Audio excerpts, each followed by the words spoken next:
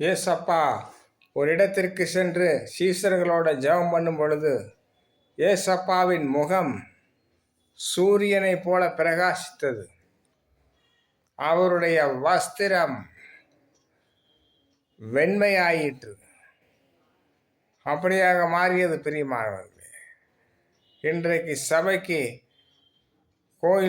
சபைக்கு போகும் பொழுது என்ன கலர் வஸ்திரம் உடுத்தி போகிறீர்களா? வெண் வஸ்திரம் உடுத்தி போகிறீர்களா?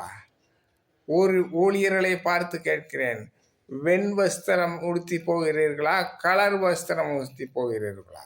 ஏசப்பாவின் மகிமை உங்கள் மேல் இறங்க வேண்டுமே.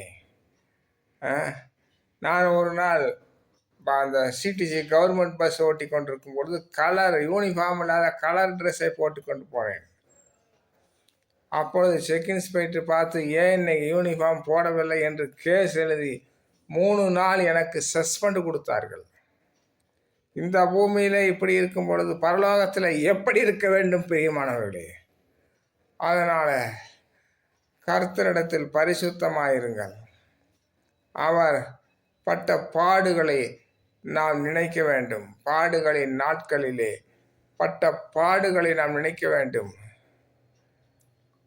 அவர் பட்ட நிந்தனைகளை நினைக்க வேண்டும். பிரியமானவர்களே, ஏசப்பா உங்களை ஆசீர்வதிப்பார். ஆமென்.